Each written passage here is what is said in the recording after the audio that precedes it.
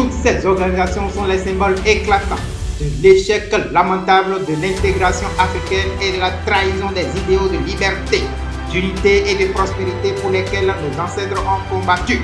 L'OUA a échoué lamentablement, laissant place à une UA tout aussi incapable et dépendante des puissances étrangères.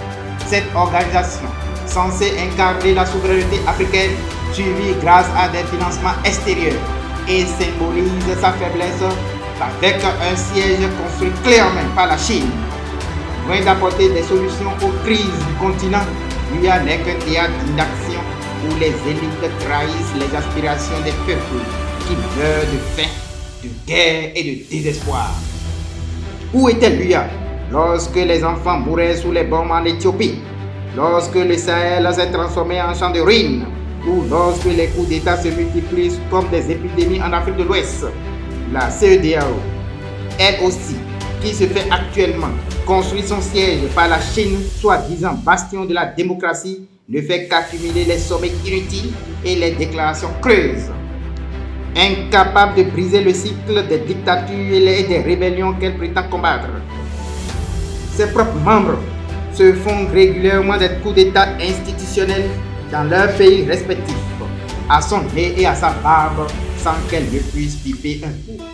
Quant à la CEAC, elle est l'incarnation de l'incompétence. Les conflits en RDC, en RCA ou au Tchad explosent à ses frontières, mais elle reste paralysée, spectatrice complaisante d'un chaos qu'elle n'ose affronter.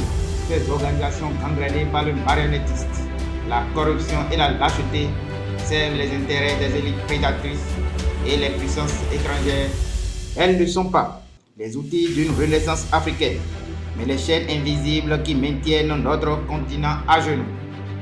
Dans le conflit en RDC par exemple, c'est finalement l'oncle Sam qui se targue le mérite d'avoir trouvé un compromis entre les deux belligérants. Mais la conclusion de cet accord fut des plus tristes et pathétiques.